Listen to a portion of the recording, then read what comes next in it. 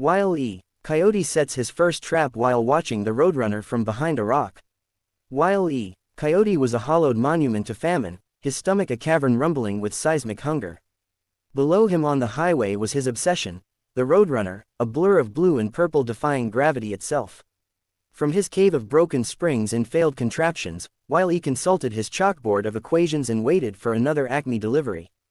The bird was a blur of blue and purple motion, a streak of unparalleled kinetic energy that defied both gravity and aerodynamic drag. To the casual observer, he was a bird. To Wile E, he was a roast chicken traveling at the speed of sound. Wile E didn't hate the bird.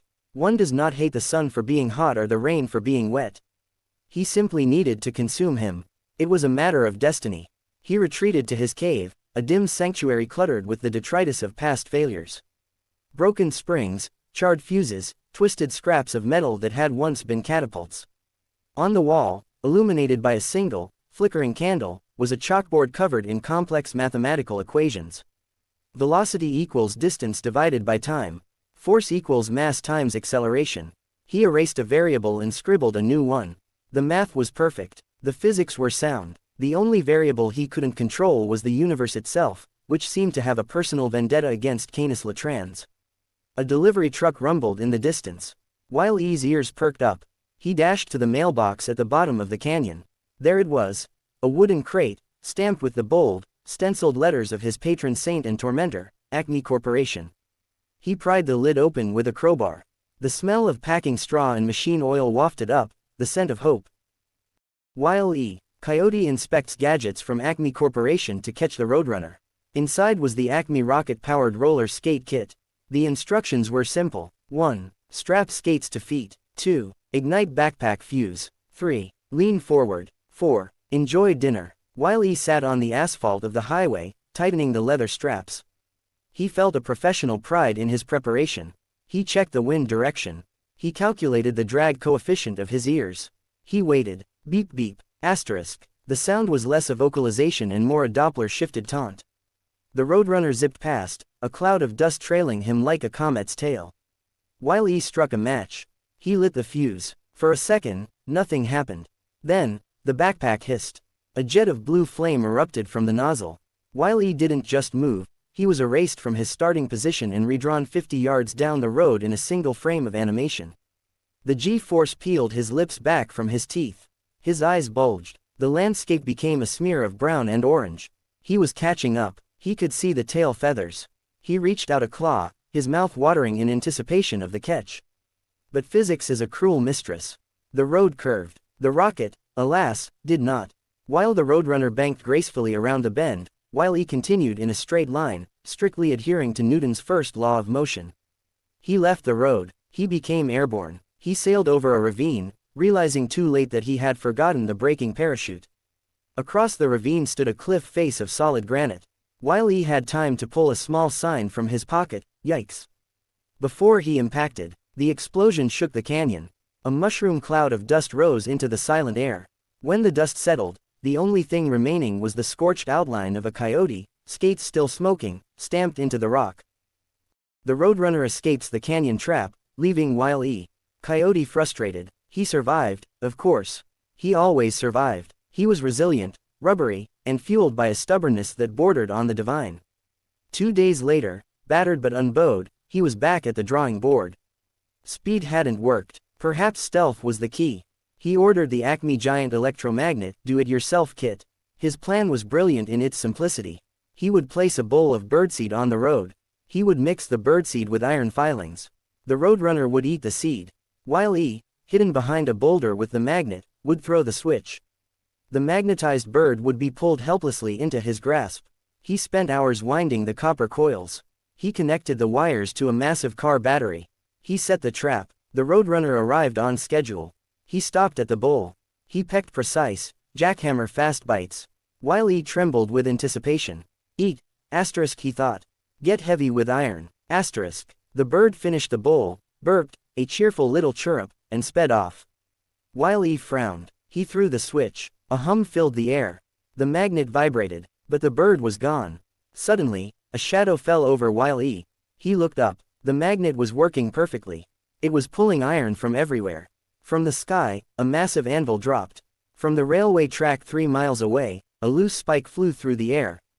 A passing delivery truck swerved off the road and plowed through the cactus, drawn by the invisible force.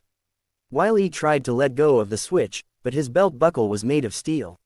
He was pinned to the magnet. He watched, helpless, as the inventory of a hardware store rained down upon him.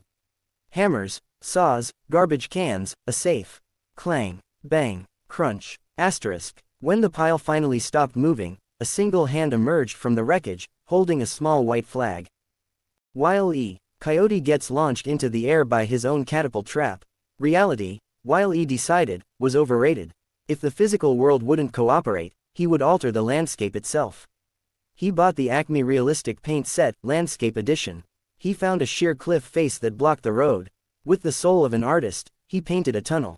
He mixed the blacks and grays to create perfect perspective. He added shadows. He painted a vanishing point that looked so real he felt a draft coming from it. He hid behind a bush.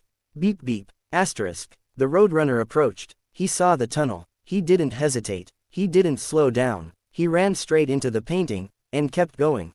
He vanished into the painted darkness, his beep echoing effectively from the two-dimensional depth. Wile E blinked. He rubbed his eyes. He walked up to the wall. He touched the paint. It was wet. It was rock. It was solid. He shook his head. Impossible, he muttered. He backed up. He took a running start. If the bird could do it, so could he. He sprinted. He gained speed. He leapt into the tunnel, and smashed face first into the granite. He slid down the wall, peeling off like a sticker. As he lay on the ground, flattened into an accordion shape, a sound came from the painted tunnel. The roar of a truck engine.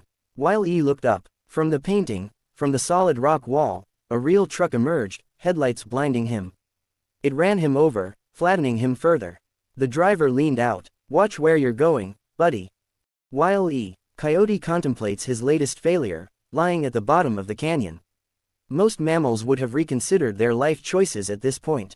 They would have chosen a diet of beetles or berries.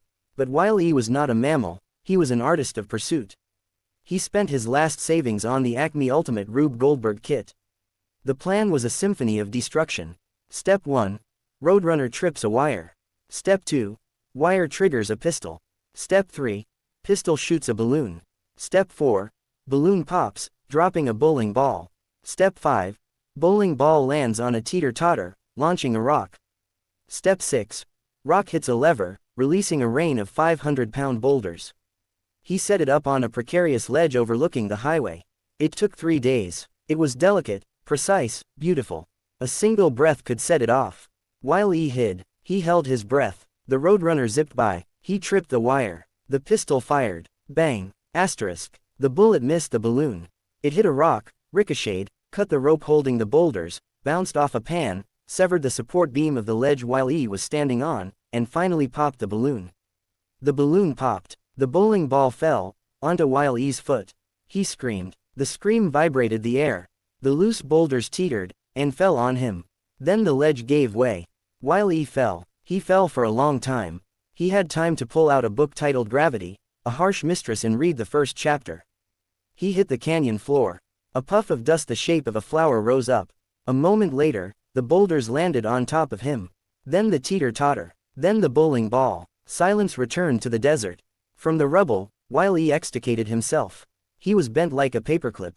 His tail was frizzed. His fur was scorched. He looked at the camera, his eyes heavy with a profound, cosmic exhaustion.